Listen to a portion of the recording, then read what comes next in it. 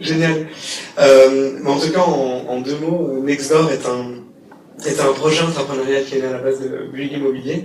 Et en fait, on fait des espaces de vie au travail, comme vous le constatez, avec des espaces de coworking, des bureaux dédiés et des plateformes communautaires qui visent à ce que les résidents puissent communiquer entre eux et avoir des offres qui puissent leur être utiles dans la vie de tous les jours. Voilà, on essaie de simplifier la vie de nos résidents au mieux. Et dans ces offres, il y a des offres telles que cela qui sont en fait les événements qu'on organise pour présenter tant nos résidents, qui là en l'occurrence sont des auteurs pour ce soir, que des événements business ou inspirants qui visent vraiment à créer une émulsion intellectuelle autre que de travailler sur chacun ses propres projets. Voilà, donc ça c'était le petit mot pour Nextdoor et vous présenter Nextdoor. Et puis pour la plupart de nos événements, on a des événements que vous pourrez retrouver sur notre site internet nextdoor.fr. Donc voilà. Ce que j'aimerais faire, c'est Frédéric a déjà parlé, mais du coup, je voulais quand même que nos auteurs ici présents puissent se présenter et puissent un peu expliquer brièvement leur parcours et ce qui les a amenés à écrire ce livre, et donc savoir qui ils sont, simplement. Valérie, à toi l'honneur. Bonjour à tous, donc je suis Valérie Marc et en fait je suis auteure d'Uno, c'est le troisième ouvrage en fait que je publie chez Duno, toujours sur les médias sociaux. Le premier c'était... Non, j'adore ça en fait. Il y a une petite dose de masochisme quand même dans l'écriture, on va dire les choses, mais une fois que c'est sorti, ça fait vraiment très plaisir. Et donc du coup le premier était un ouvrage généraliste en fait pour établir sa stratégie médias sociaux, le deuxième centré sur LinkedIn et Twitter, et le troisième je me fais connaître grâce aux médias sociaux visuels. Donc on va retrouver des informations sur et vraiment des conseils pratiques en fait sur l'usage d'Instagram, Pinterest, Snapchat et YouTube pour se faire connaître, mais également pour gagner en productivité. Et moi je fais de la formation et du conseil en fait en médias sociaux. Génial. Merci. Bonsoir à toutes et à tous. Donc, je m'appelle Stéphane Truffem, je suis un vieux de la vieille du digital. Alors, je ne sais pas si j'ai commencé avant Frédéric, mais ça doit être à peu près équivalent. Donc, j'ai commencé aux alentours de 97 par un bouquin. C'était un annuaire des meilleurs sites internet pour l'entreprise. Donc, une sorte de Yahoo B2B print qui avait bien fonctionné, qui a lancé ma carrière. Donc, j'ai commencé à faire du conseil autour d'aspects du content marketing. Donc, ça s'appelait pas encore comme ça. Mais dans tous les cas, c'était effectivement le canal qui m'intéressait sur le digital. Et puis l'activité a rapidement grossi, donc j'étais amené à co-fonder une agence digitale en juin 2000, très précisément. Donc j'ai co-dirigé pendant 15 ans. Donc c'était un pure player. On était, on accompagnait essentiellement des grosses structures B2B, donc des acteurs comme Saint-Gobain, comme Camé, et comme Total, enfin bien d'autres. Et donc agence que j'ai revendue il y a environ 3 ans, et puis depuis je suis consultant, auteur, donc j'ai eu le plaisir, l'immense plaisir de co-rédiger avec Philippe la boîte à outils du marketing digital, et puis j'ai également écrit l'inbound marketing aux éditions d'Uno toujours. Voilà. Philippe, allez. Je continue. Bonsoir à tous. Je m'appelle Philippe Gasto. Je suis consultant en marketing digital et en effet j'ai accompagné Stéphane aussi avec beaucoup de plaisir pour écrire le bouquin chez Duno, la boîte à outils de marketing digital. Donc c'est 60 fiches pratiques qui balayent tous les outils, les leviers du web marketing et du marketing digital. Et au préalable, j'étais journaliste, après je travaillais dans la pub et maintenant j'accompagne les entreprises à être visibles sur le net et à surtout générer des leads, des contacts qualifiés. Voilà, maintenant je vais passer la parole à Fred. Bonjour à tous, bonjour à la foule en délire. Je suis Frédéric Canavette. Non, tu es plus ancien que moi au niveau marketing, puisque j'ai commencé dans les années 2000 uniquement avec les startups web. Et donc, je montais un blog en 2006, et ça fait donc 12 ans que je blogue, sur un blog qui surfe un peu sur la notoriété, qui s'appelle conseilmarketing.fr.com. qui fait à peu près 10 000 visiteurs par jour. En même temps, je suis product manager. En fait, comme je disais souvent à Philippe, je suis un peu comme Superman. Le jour, en fait, j'ai un vrai boulot, et le soir, en fait, j'anime pendant 1 heure ou 2 mon blog, et je maintiens tout ce business-là régulièrement. Et j'ai aussi écrit Ouais, alors, j'ai qu'un seul bras actuellement. Accident de trottinette.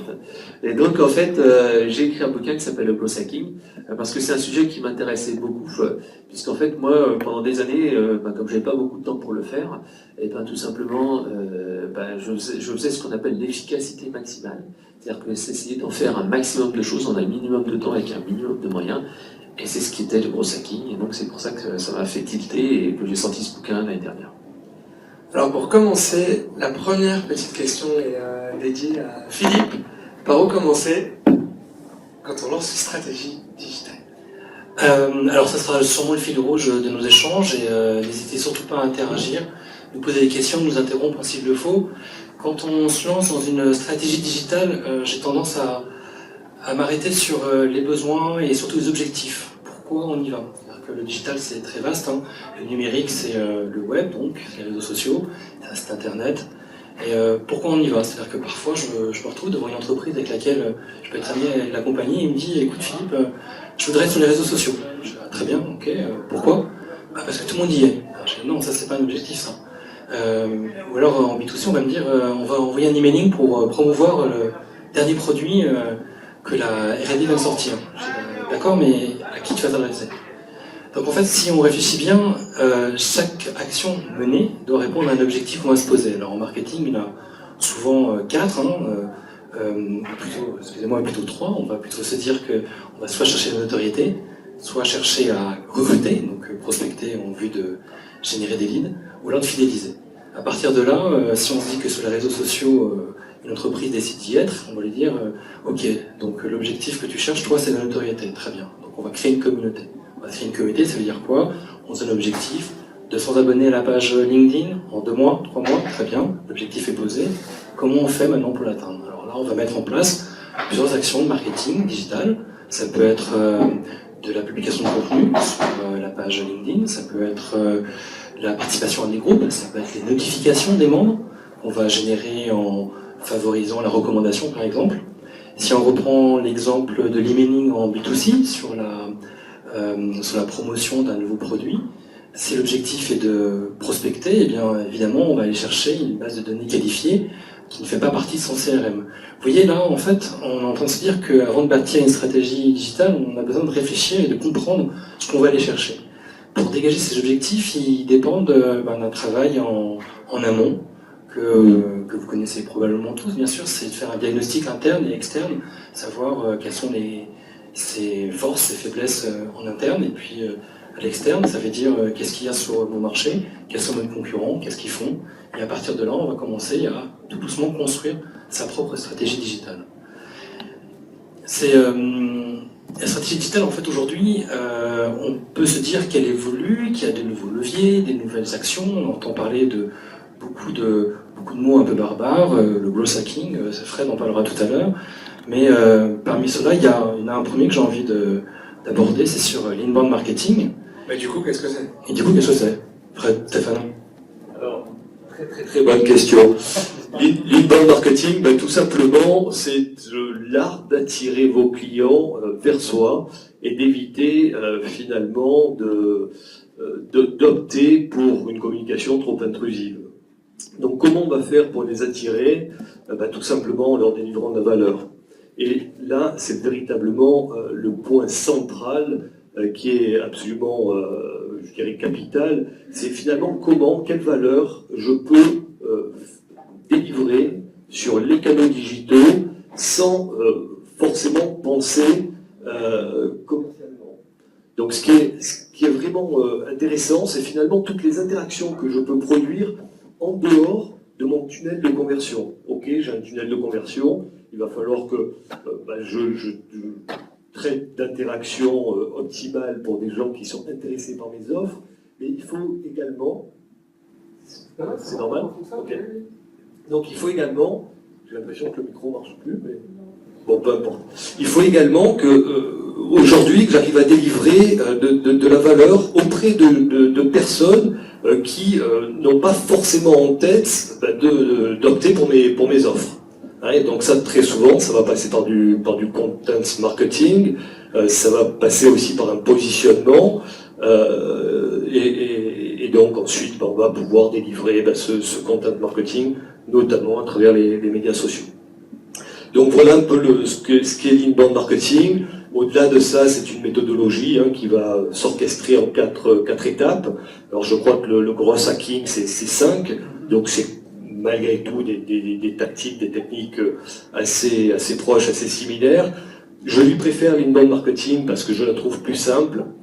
Le gros hacking, peut-être aussi, mais là Fred nous donnera sa vision, peut induire un peu que finalement il y aurait des baguettes magiques qui permettraient, grâce à des hacks, de faire exploser son chiffre d'affaires. Or, c'est complètement faux. Donc, je préfère parler d'inbound marketing, voire de gross marketing, plus que de gross hacking.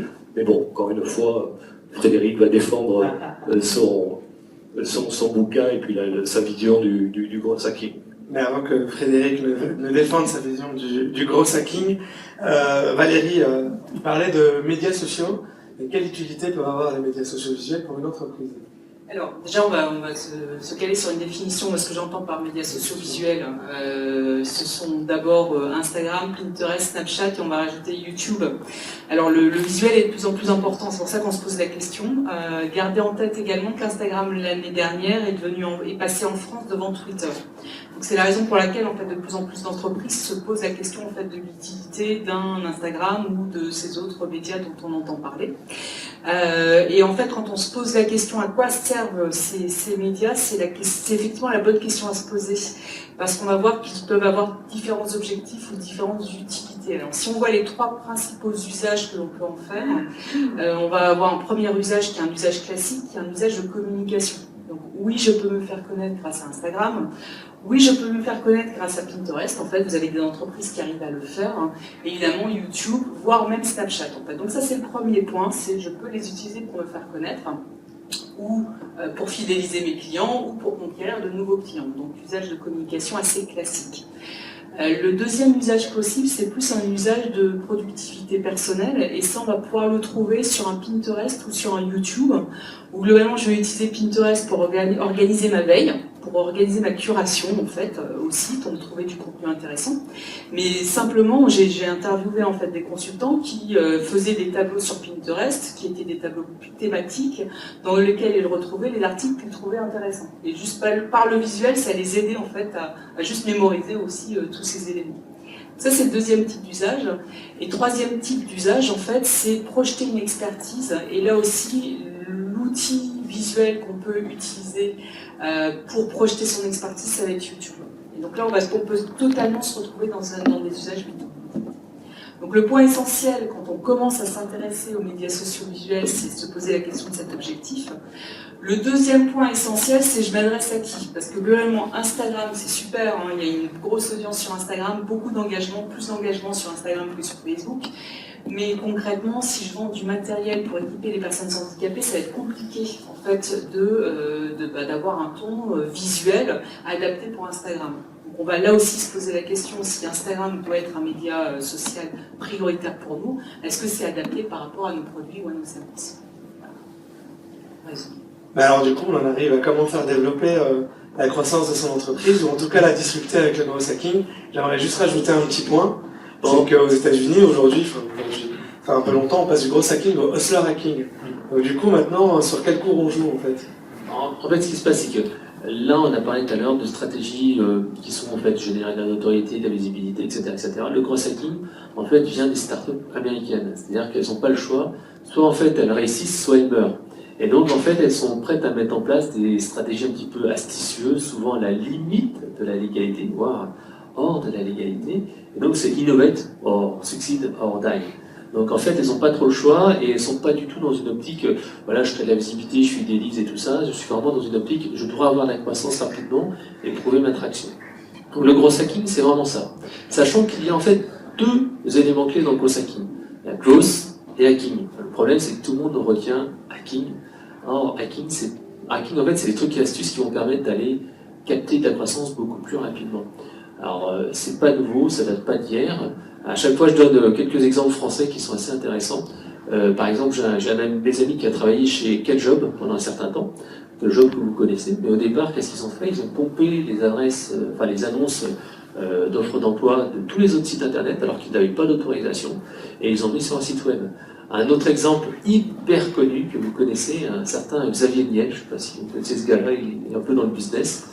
Donc en fait, le petit Xavier, il a travaillé dans une boîte de téléphonie pendant un certain temps. Puis à un moment donné, il a inventé un petit logiciel qui s'appelle le Turbophone, qui était assez sympa parce qu'en fait, ça permettait d'avoir des petites conversations rapides et puis de décrocher derrière. C'est une espèce de répondeur automatique. Et notre ami Xavier a bénéficié d'un business qui était le 3615 UDA. Et donc il a pompé comme ça la croissance de ce site-là. Et il a tout ramené vers ses sites à lui. C'était ce début de sa richesse en fait. Il a comme ça capter en fait la croissance. Et souvent un petit peu, c'est ce que font les gens avec le growth hacking. Ils cherchent un leader, un carrefour d'audience, et ils essayent d'aller attraper cette audience-là. On parle aussi d'Airbnb, parce qu'on parle un peu plus d'un traditionnel. Airbnb qui a commencé en fait un peu comme ces deux autres. En fait, ils ont utilisé un petit moteur qui permettait d'aller sur Craigslist, qui est l'équivalent du Bon Coin aux États-Unis, avec un petit message à toutes les personnes qui déposaient une annonce pour louer un appart en disant hey, tu sais que si tu mettais ton annonce sur Airbnb, tu pourrais te faire 500 € par mois, allez vas-y, clique là-dessus. Et donc c'était leur point de départ. Alors bien entendu, le growth hacking c'est bien au départ, mais après on garde un peu cette philosophie-là, mais on est obligé de passer sur une philosophie un peu plus classique pour aller sur les canaux traditionnels. Et par exemple Airbnb, Kellogg, Free, etc. c'est passé sur du marketing traditionnel. Donc au début, il y a ça. Mais du coup, je t'interromps sur ça. Est-ce que des entreprises qui ont déjà commencé, des entreprises qui sont déjà, j'ai envie de dire, dans le game, ou en tout cas qui sont déjà sur des marchés, est-ce qu'à un moment donné, en termes de pivot, est-ce qu'elles peuvent revenir à du growth hacking? Alors en fait, il faut garder cette philosophie. Free, par exemple, a gardé cet esprit growth hacking en essayant un petit peu de faire des trucs disruptifs, en cassant un petit peu le marché, en faisant des choses un petit peu innovantes. Donc quelque part, Free garde cette optique-là. Mais dès qu'on est dans une grosse boîte, en fait, ça devient très compliqué. Il n'y a pas très longtemps, en fait, je suis intervenu chez Orange, dans leur codir, en fait, un petit peu innovation et tout ça. Et c'est vrai que, j'aurais dit, voilà, on peut faire ci, on peut faire ça. Et ils disaient, mais non, mais c'est impossible. Si on fait ça, de toute façon, on se fera shooter sur les médias sociaux. Si on fait ça, en fait, par exemple, je leur disais, voilà, vous avez du mal à lutter contre d'autres sociétés parce qu'ils peuvent faire appel à des assistants en offshore qui permettent de faire du design, de la vidéo, du machin, etc. Ils disaient, mais non, mais la même vidéo que tu nous as fait, moi, je l'ai montré qu'on peut faire pour 60 €. Et on m'a dit, mais non, mais ce truc-là, ça vaut au moins 10 000 €. Donc en fait, dans une grande entreprise, il y a des nécessités d'avoir de la personnalisation, des process, etc., qui font que c'est très compliqué de faire des growth hacking. Même moi maintenant, je travaille dans une boîte où il y a 85 personnes, et les techniques que j'utilise sont... il y a une bonne partie que je peux utiliser qu'à titre personnel et que je ne peux pas utiliser en fait pour l'entreprise. Alors, bien entendu, là on parle du hacking, mais j'ai pas parlé du growth. Growth en fait c'est le tunnel de conversion et c'est traditionnellement ce qu'on appelle le tunnel AR, c'est donc l'acquisition, l'activation, etc., etc. Et on va essayer d'optimiser ce tunnel de vente. Et là en fait on est dans une optique de croissance durable en essayant en fait d'optimiser les conversions. Et à chaque fois on est toujours dans un système un peu contraint, c'est-à-dire qu'on a peu de ressources et on essaie de les optimiser le mieux possible. Voilà. Mais alors il y a corporate hacking aussi qui existe, mais c'est un peu différent. Tu veux parler, on pourra peut-être parler après du corporate hacking, mais du coup là on parlait de succès, Stéphane, comment on se plante au final? Ou comment planter sa stratégie digitale? Justement, très très bonne question. On se plante tout simplement en se noyant dans les outils. Alors c'est vrai que le marketing digital, et on en est des représentants, puisqu'on a écrit la boîte à outils du marketing digital, c'est vrai que le marketing digital est très très friand de nouvelles tendances, de nouveaux outils. Alors on parlait il y a quelque temps de social selling, c'est toujours sur la table, mais on a rajouté maintenant l'employé advocacy. On parlait d'inbound marketing, c'est toujours sur la table, c'est très bien. Maintenant on parle de plus en plus de growth hacking. Donc on voit que finalement on peut être pris comme ça dans une sorte de course en avant et se perdre finalement dans l'utilisation d'outils sans véritablement penser, encore une fois, à la valeur que l'on souhaite orchestrer auprès de ces cibles. Et encore une fois, la valeur doit être détachée finalement de son produit. Ok, par définition, le produit est bon, sinon on n'existe pas très très très longtemps sur un marché qui est de toutes les manières ultra concurrentiel, où tout se sait quasi immédiatement. Donc il faut partir du postulat que son offre est bonne, sinon on n'existerait pas, mais que les clients ne vont pas venir uniquement parce que l'offre est bonne. Ils vont venir parce que vous allez leur proposer quelque chose de valeur qui va justement transcender cette offre-là. Et c'est absolument essentiel de bosser là-dessus et ensuite de bien utiliser les outils pour finalement promouvoir cette offre et lui donner du sens. Mais alors, Philippe, ouais, on parle un peu de content marketing, là, non Entre autres. Ouais, on peut en parler, mais pour rebondir sur ce que disait Steph, justement, ne pas se perdre dans les outils pour bien garder en tête à qui on s'adresse. Mais justement, les outils sont suffisamment nombreux pour qu'on récupère des informations et qu'on le transforme. En fait, le content marketing, c'est quoi? C'est de publier des contenus à destination de ses cibles. Les contenus, c'est du texte, bien sûr, mais c'est aussi de la vidéo, de l'image, de l'audio, bien sûr. Aujourd'hui, la vidéo, c'est quoi? C'est 80% du trafic sur le web, peut-être un peu moins, je pense, 70, je sais plus. Mais donc, pour pas se planter dans sa stratégie marketing, si on a écrit un article de blog, par exemple, moi j'essaie de tenir le rythme d'un article tous les 10 jours sur mon blog, donc c'est e-stratégique.fr, allez-y. Non, voilà, un article sur mon blog. Après, ce qui peut être malin, c'est de les compiler dans un livre blanc. Donc en fait, vos contenus vont être réutilisés, ou alors les lire pour en faire un podcast, ou pourquoi pas également interroger un ami, un collègue, un partenaire, un prospect sur un sujet, une thématique que vous avez déjà traité sur votre site. Donc le content marketing, finalement, c'est utiliser des contenus à destination de ses cibles et en utilisant les supports qui sont à disposition. Et ce qui fait que, comme ça, on ne se perd pas spécialement dans les nombreux outils que Stéphane précisait tout à l'heure. C'est super. Le content marketing est un super moyen de finalement prouver la valeur dont je parlais tout à l'heure. Donc là, encore une fois, si on ne réfléchit pas à son positionnement, si on ne réfléchit pas à la valeur ajoutée qu'on souhaite apporter sur son marché, on va faire du content marketing exactement comme ses petits concurrents. Et au final, on rajoute du bruit au bruit. Je pense que Valérie peut en attester, puisqu'elle est pro des médias sociaux. C'est pareil, c'est pas parce que vous allez faire du social selling et embarquer vos commerciaux que finalement vous allez exploser votre chiffre d'affaires. Ça sera toujours mieux que si vous ne le faites pas. Mais encore une fois, si les commerciaux ne donnent pas du sens grâce au contenu qu'ils vont publier, les résultats seront très très très limités. Mais du coup, pour essayer de monter, Valérie, ces résultats, quand on a une activité de service aux entreprises, quels sont ceux qui peuvent être utiles et surtout pour quoi faire?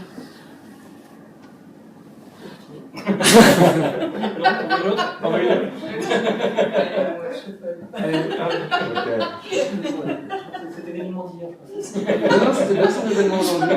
Ah, ça, j'avais bien noté. Mais je te charrie. Mais la transition était bonne. La transition est C'est parfait. exceptionnelle. Et donc en fait, mais pour répondre directement à cette question, quand on est en B2B, on revient toujours sur la même thématique, c'est-à-dire que les médias sociaux de toute façon sont des outils de communication. Donc en B2B, on va aller en priorité sur les outils de communication qui sont utilisés par notre cible. Donc si je réponds de manière globale, quand on est en B2B, quels sont les médias sociaux prioritaires? Ça va être du LinkedIn et du Twitter, puisque notre cible est sur LinkedIn et sur Twitter. Et en plus, en B2B, très souvent, on a projeté une expertise. C'est pour ça que la discussion en fait, sur le contenu, sur les contents est extrêmement importante. C'est que souvent en B2B, si on ne projette pas une expertise, on va avoir du mal à percer.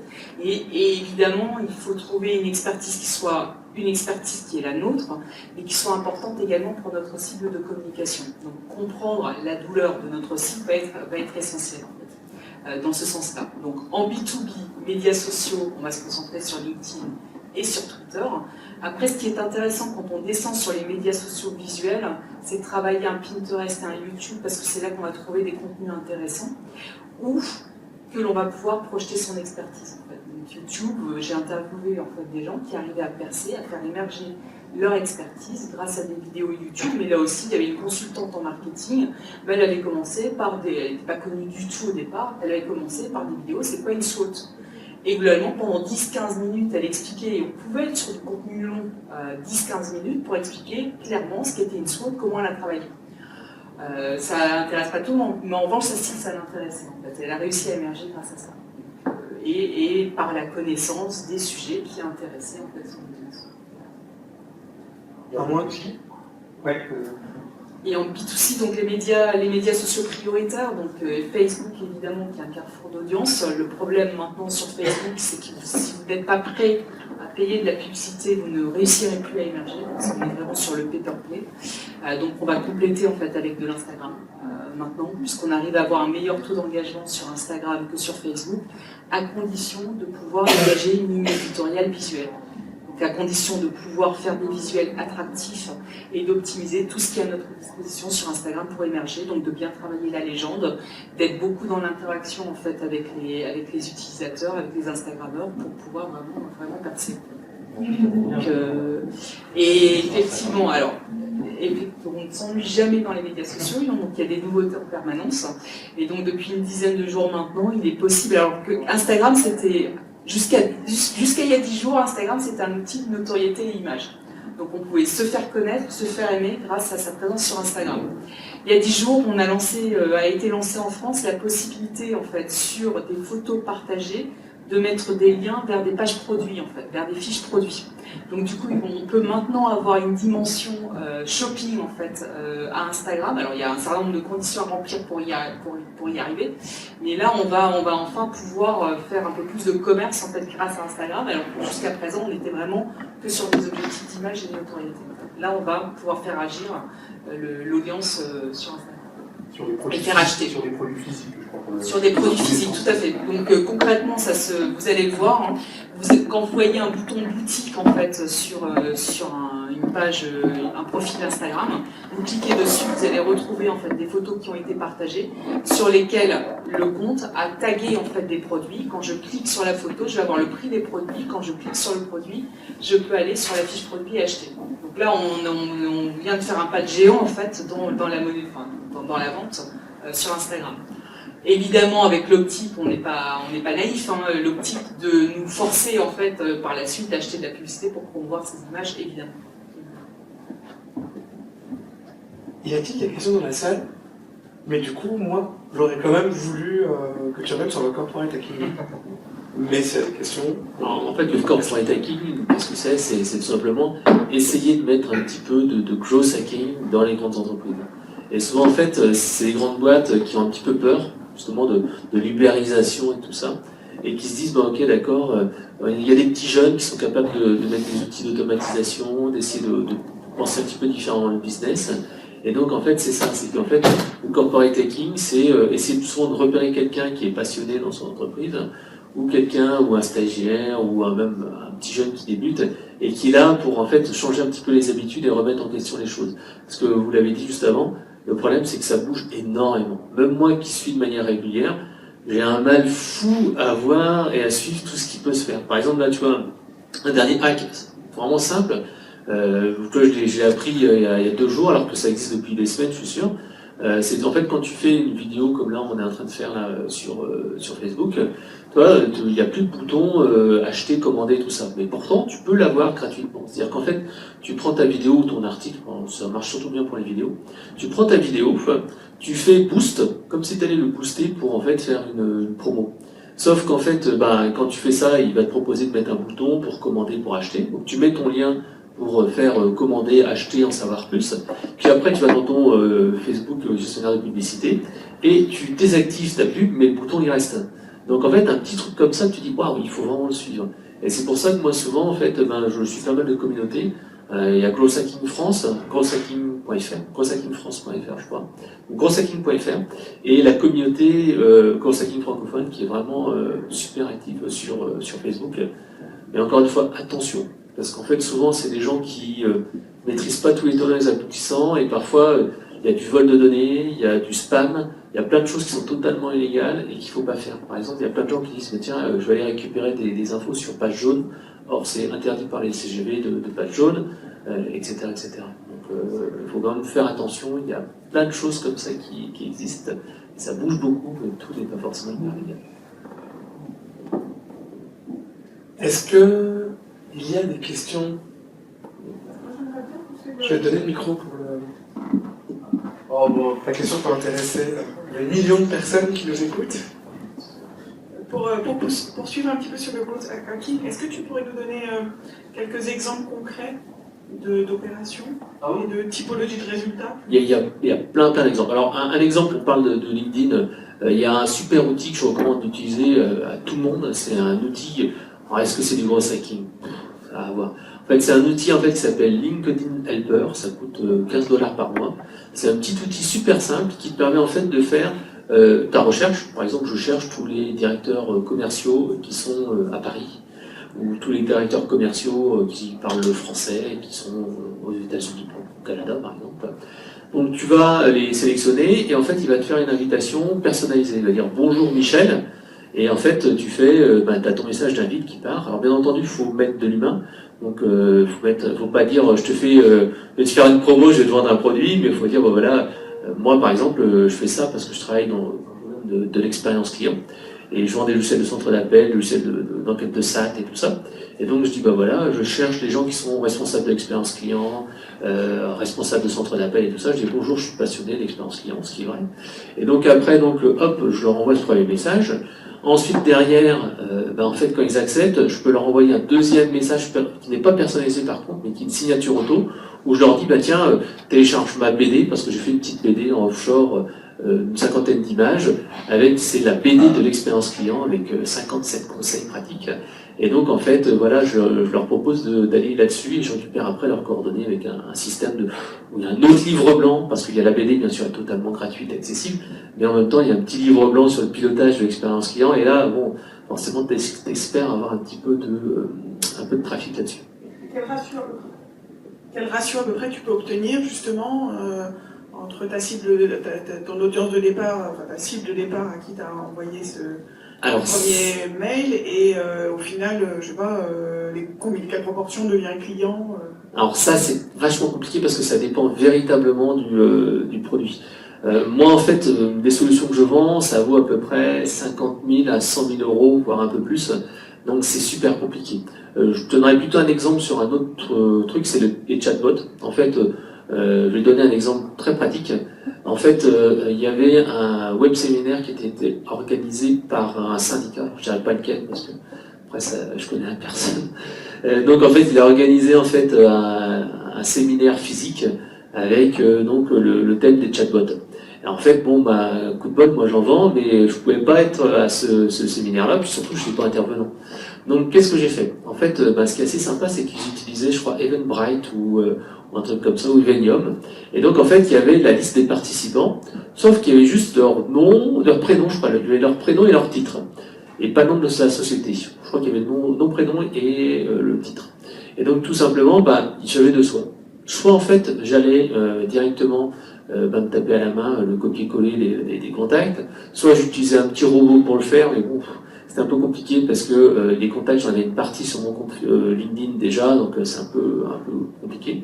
Donc j'ai fait appel en fait à une assistante offshore, mon assistante à moi, et donc pour 70 euros, je lui ai dit tiens voilà, tu as les 300 participants, je te donne mon compte LinkedIn, tu as les accès, tu vas les inviter, tu vas leur faire un petit message personnalisé, en disant tel truc, voilà. Et donc en fait sur les 300 et quelques, je crois que j'avais déjà une cinquantaine dans ma liste, il y en a une vingtaine, une trentaine que j'ai pas réussi à avoir parce que c'était trop compliqué, c'était des noms trop communs. Donc j'ai dû en toper 150 ou 200 ou quelque chose comme ça. Et sur ces 150 ou 200, j'ai eu 3 demandes d'information. Et là, on est encore en égo avec un. Voilà. Mais c'est des dossiers, ça vaut 50 à 100 000 euros, quoi. Je fais pas de la valeur, je fais pas du volume, c'est vraiment de la valeur un maximum. Après, ça s'adapte à tous les carrefours d'audience. En fait, le growth hacking, maintenant, ce qui est bien, c'est qu'il y a des outils qui sont disponibles partout. Alors, soit en fait, tu utilises des outils d'automatisation. Par exemple, il y a un outil qui est très simple, qui s'appelle Octoparse, qui permet de faire pas mal de récupération de fichiers. Mais autrement, si tu tapes growth hacking et le nom d'un outil, et tu trouves un outil, par exemple, on parle d'Instagram, là, il y a 2 secondes, tu as un outil français qui s'appelle Combi, et qui permet en fait d'aller faire de l'auto-follow, de l'auto-like, du l'auto-comment, etc., etc. Alors il faut faire très attention, parce que automatiser n'est pas jouer. L'automatisation est très mauvaise si on met pas de l'humain, si on met pas de l'émotion. C'est vraiment important de se dire qu'il ne faut pas faire du volume pour du volume. C'est l'erreur que font la plupart des gens qui commencent avec le growth hacking, ils se disent putain, je vais balancer un gros mailing à tout le monde. Non, c'est pas comme ça que ça marche. Si on fait de l'auto-like et comme ça marche pas du tout. J'ai constaté. J'ai utilisé un petit peu. Enfin, moi, je suis plutôt orienté B2B, donc ça m'intéresse pas trop Instagram. Je me suis amusé un petit peu à faire quelques tests et bon, il y a eu quelques retours, mais c'était pas génial ici. Valérie, je te vois hocher de la tête. Tu veux rajouter quelque chose? Non, effectivement, l'automatisation sur Instagram, en fait, le problème que vous avez quand vous ne travaillez pas de manière qualitative, en tout cas le risque que vous avez quand vous ne travaillez pas de manière qualitative votre compte Instagram, c'est qu'ensuite vous n'ayez pas les bons abonnés en fait. Et si vous avez des abonnés qui ne sont pas engagés en fait par rapport aux publications, elles ne vont plus apparaître dans le fil d'actualité de Instagram. En fait. Donc les algorithmes l'ont bien compris maintenant, et en fait il y a un certain nombre de contrôles pour que les gens qui s'amusent à faire ça, ça fonctionne plus pour eux en fait. C'est ce vers quoi tu es. Il faut automatiser avec intelligence. C'est pour ça que des fois, moi je préfère le faire de manière humaine, avec un assistant offshore. Ça coûte à peu près 5 à 10 euros de l'heure pour des tâches très simples. Mais bon, c'est pas hyper qualitatif, mais ça permet de remplacer un petit peu le robot, puis surtout, c'est de mettre de l'émotion, d'essayer de mettre de la valeur, et on va pas se spammer comme ça. Y a-t-il d'autres questions?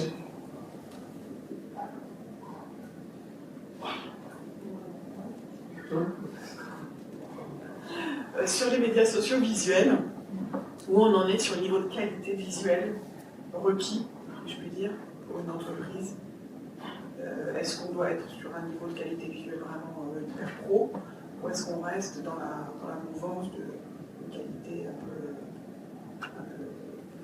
artisanale, quoi? Oui, alors celui sur lequel on va avoir le plus d'exigence, c'est Instagram. Après, concrètement, dans le livre, j'ai interviewé des céramistes, par exemple.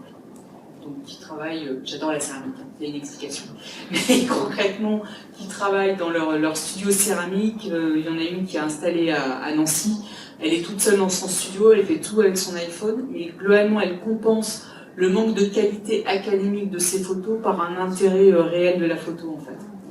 Donc concrètement, quand vous êtes une petite boîte, vous pouvez quand même vous en sortir en mettant vos tripes. En racontant des choses à travers vos visuels. Il faut que le visuel reste intéressant. Donc à aucun moment les photos ne racontaient pas une histoire, elle peut s'en sortir comme ça.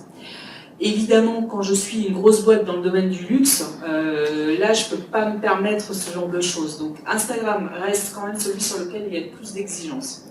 À l'opposé, Snapchat, c'est celui sur lequel c'est l'intérêt de l'histoire qui va primer.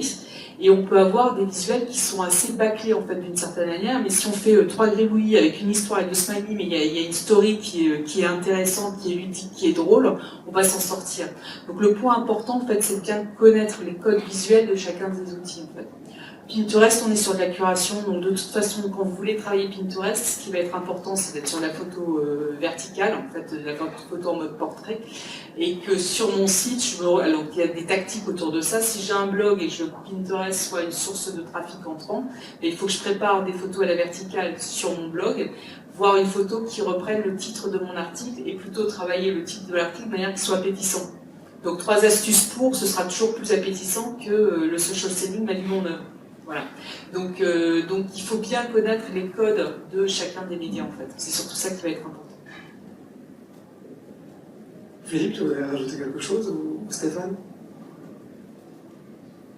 Non, allez, je vais poser une question à Frédéric. La différence, qu'est-ce que tu fais comme différence entre l'inbound marketing et le growth hacking? En fait, l'inbound marketing, c'est pour générer forcément des contenus entrants. Sauf que le growth hacking s'intéresse à l'intégralité du tunnel. C'est-à-dire qu'en fait, le growth hacking s'intéresse dès le départ au produit market fit, c'est-à-dire qu'on doit vérifier que le produit est bien en phase avec son marché. Donc déjà, il y a une première chose, on est en amont encore de l'inbound marketing, puis après on est aussi en aval, puisqu'en fait tu vas faire tout ce qui est recommandation, parrainage, gamification, chose que tu n'as pas forcément dans l'inbound marketing. Et puis après, en fait, dans le growth hacking, tu es également dans l'optimisation du revenu.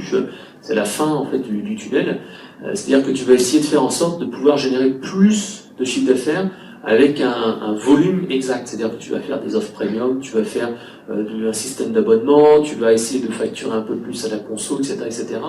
Donc, en fait, l'inbound marketing, tu génères du trafic, ou du prospect ciblé, tandis que le growth hacking, va prendre ça, oui, mais il va prendre aussi avant et après.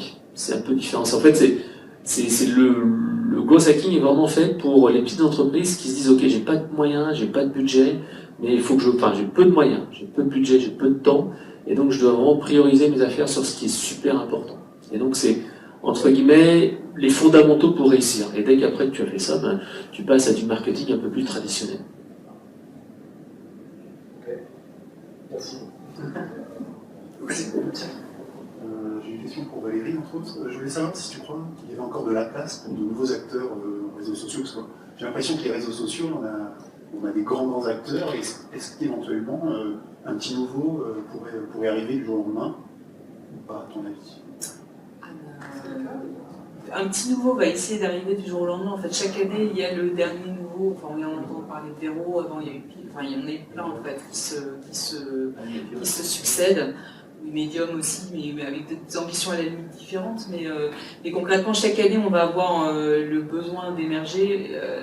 Le seul problème qu'on a maintenant, c'est que Facebook est tellement puissant et riche qu'ils ont la capacité de tuer dans l'œuf tout réseau innovant en fait. Donc, et Snapchat l'apprend à ses dépens.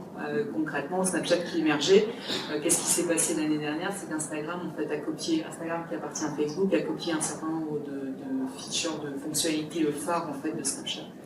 J'ai pas de boule de cristal, mais on sait qu'il y aura des nouveaux en fait, qui vont arriver, mais ça va être compliqué de se faire une place. Il y a les médias sociaux asiatiques.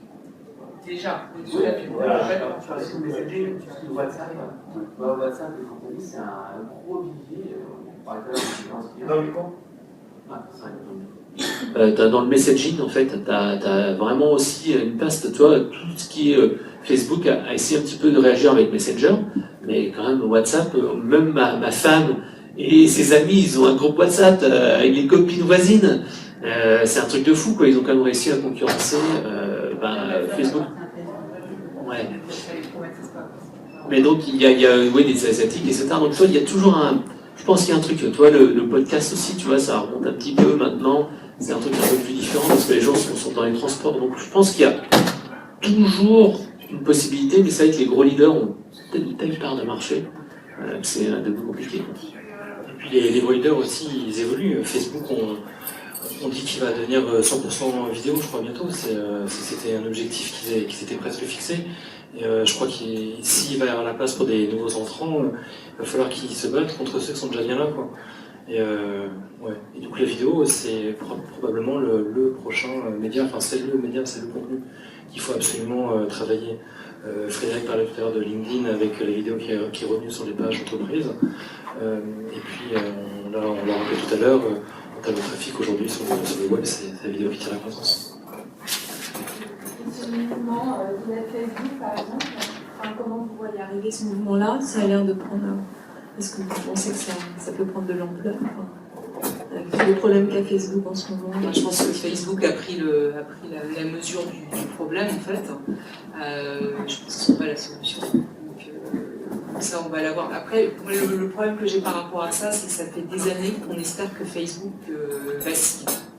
Ça fait des années que régulièrement on a des articles disant c'est la fin de Facebook, les jeunes ne vont plus sur Facebook, etc., etc. Et Facebook se maintient, il continue à se développer en fait.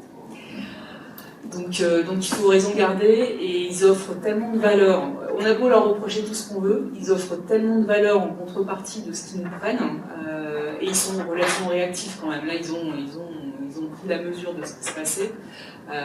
C'est pour ça qu'il faut être prudent sur ces mouvements en fait. C'est un peu comme les gens qui disent je vais boycotter telle entreprise et j'arrête d'acheter ses produits.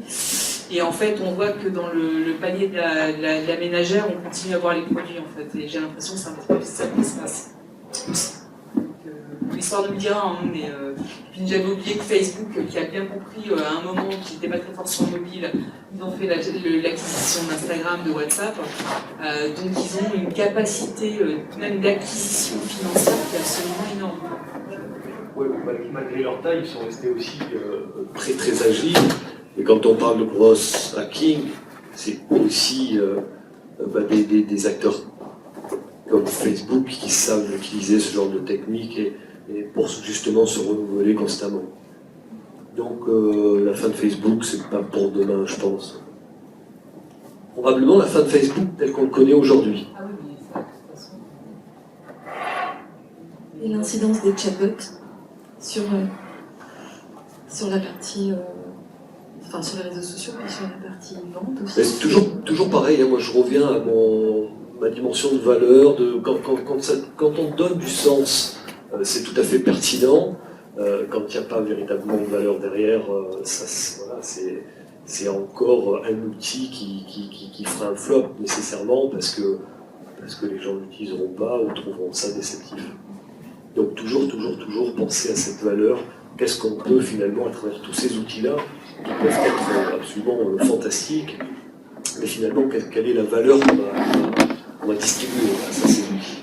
Hein, donc ça, c'est absolument essentiel. On parlait d'automatisation tout à l'heure. Je vois beaucoup de mes clients qui passent à des solutions de marketing automation en pensant qu'elles vont faire mieux qu'avant, mais elles ne font que accélérer ce qu'elles faisaient mal par le passé. Hein, donc c'est vrai que construire une campagne d'email marketing, c'est quand même, voilà, ça demande un peu de temps, un peu d'effort. Quand on n'a pas automatisé, on est capable d'en faire 1, 2, 3 par semaine, grand maximum. Quand on l'automatise, on peut en faire 10, 20, 30 par semaine. Le problème, c'est que si c'était intrusif par le passé et qu'on ne change pas ses habitudes, on ne fait que multiplier l'intrusion. Et donc devenir encore plus, finalement, intrusif et donc contre-performant par rapport aux attentes de ses cibles, de ses clients. Hein, donc là, encore une fois, c'est véritablement la valeur qu'on va finalement orchestrer à travers ces outils qui importent. Et c'est ce que j'aime beaucoup, moi, dans le growth hacking. Pour le coup, c'est vraiment la dimension qui m'intéresse, qu'on va retrouver de toutes les manières aussi dans l'inbound marketing et plus généralement dans le marketing digital, c'est la data. La data est vraiment un juge de paix. Vous pouvez effectivement imaginer, allez, je prends l'exemple tout simple, qu'un article de blog est ultra intéressant, vous le publiez, vous voyez que vous n'avez pas d'audience dessus, qu'il n'est pas partagé, c'est qu'a priori, le sujet n'intéresse pas vos cibles. A contrario, un autre article qui va cartonner, ça va vous donner des indications finalement très précises sur les centres d'intérêt de vos cibles. Hein, donc la data est absolument essentielle pour orchestrer toutes vos activités sur le digital et puis arriver justement à évaluer si la valeur que vous pensez promulguer à travers ces canaux est effectivement au rendez-vous ou pas. Au niveau de l'analyse de la data, par exemple Philippe, je vais te demander, si ton client voit que les chiffres sont pas bons, est-ce qu'il peut me dire en fait c'est pas le sujet qui était pas intéressant, mais c'est toi qui as mal fait ton boulot? Bien sûr, il peut tout à fait le penser aussi. Alors après, ça va pas être un sujet sur lequel on va devoir se battre, mais je pense que si le marketing peut faire tout ce qu'il veut, si le produit est pas bon, ça sert à rien, quoi. C'est-à-dire que le travail qu'on mène, nous tous les quatre, et en ce qui me concerne, c'est vraiment d'adresser les meilleurs messages aux meilleures cibles. On fait tout ce travail en amont, de savoir à qui on s'adresse, qu'est-ce qu'on a besoin, et si l'entreprise par laquelle que j'accompagne, si elle n'est pas en mesure de proposer une proposition de valeur en réponse à ces besoins-là, on peut mener toutes les actions marketing qu'on veut, derrière ça ne marchera pas, et les chiffres seront pas bons. Ouais. Donc l'analyse de la data, c'est indispensable, mais finalement, tout à l'heure, Frédéric donnait des chiffres sur des actions marketing qu'il avait menées avec un outil growth hacking. Ça dépend si tu cherches du volume ou de la qualité. Moi, je travaille avec une entreprise actuellement qui, lui, est persuadé que parfois, si on envoie des emailing en masse, ça permettra de toucher 1 ou 2 personnes. Et finalement, c'est ce qu'ils pensent être juste parfois, parce que c'est dans l'optique héroïste, et qu'on a décidé de toucher au moins un client, ça peut s'entendre, mais moi j'aurais une vision des choses, et je préfère plutôt moi adresser moins de messages, mais cibler aux personnes qui ça intéresse. Et c'est là qu'il peut y avoir une incompréhension entre nos deux métiers, entre nous les marketeurs qui cherchons à optimiser les résultats, dont la data, et parfois les entreprises clientes qui ont des objectifs de rentabilité qui sont différents de ce que je poursuis moi parfois sur le métier mené. Il y a un très bon moyen de démarrer finalement, c'est de s'intéresser à la satisfaction client plus qu'à la vente. Hein, donc aujourd'hui, il faut finalement réfléchir à comment je peux satisfaire mon audience, sans parler même de client, hein, c'est vraiment mon audience, et après coup, de toutes les manières, forcément, on aura des ventes. Hein. Là aussi, c'est une dimension du growth hacking qui est assez intéressante, c'est comment on va travailler tout ce qui est advocacy finalement. Mais un client qui est content, vous allez pouvoir actionner plus ou moins facilement finalement cette fameuse advocacy. Un client qui est malcontent, alors là ça va le faire effectivement très spontanément, mais ça sera très contre-productif. Donc réfléchir finalement à l'usage, se dire qu'un client est avant tout un usager, et finalement se dire qu'est-ce qui pourrait satisfaire mes cibles avant de m'intéresser à elles comme des clients potentiels. Ça c'est absolument important, essentiel. Un très bon exemple, je crois que c'est Bonne Gueule, c'est un blog, Bonne Gueule ou Belle Gueule, chaque fois je confonds, Bonne Gueule. Ouais. Donc c'est deux petits jeunes, passionnés par les fringues, ils ont commencé à bloguer autour de leur passion. C'est aujourd'hui une boîte qui fait, je crois, plus de 3 millions de chiffres d'affaires. Et ils sont une petite trentaine, et plus d'un tiers de l'équipe et produit du contenu. Donc voilà, en démarrant tout simplement par une passion, en orchestrant justement cette fameuse valeur ajoutée, puisqu'ils ont accompagné leur audience à mieux se fringuer, ils ont su en monter un business. Hein. Donc on voit bien que là, ils sont partis de la satisfaction d'une audience pour finalement créer du chiffre d'affaires. Je voulais vous proposer, si vous le voulez, puisque c'est offert par nos chers acolytes ici présents, de passer un petit apéro qu'ils vous offrent. Et puis, dans tous les cas, on peut continuer cette discussion à l'apéro. Donc, autour de l'apéro qui sera apéro soft, et je tiens d'ores et déjà à vous dire que les verres sont prêts, mais du coup, si pour vos boissons, vous pouvez vous servir directement dans le frigo. Et donc, c'est plus cool, c'est plus simple. Et, pardon, effectivement, il y a une séance de dédicace qui est organisée à la cool, parce que voilà, et une séance de... Non mais à la cool, dans le sens là, je ne vais pas obligé d'être assis, voilà, c'est dans ce sens-là, vous êtes à l'aise. Des livres qui sont, justement, dont ils vous ont parlé à l'instant même, donc n'hésitez pas à en prendre connaissance, c'est juste ici, et à pouvoir continuer à discuter, et continuer la discussion, avec nos auteurs ici présents. Voilà. En tout cas, merci d'être venus. J'espère vous revoir à Nextdoor. N'hésitez pas à aller sur nextdoor.fr.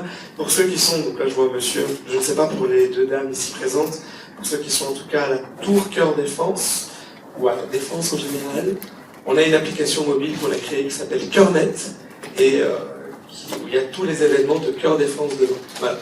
Donc n'hésitez pas, et puis les livres sont à la maison. Merci à tous. Merci. Merci, bravo. Merci.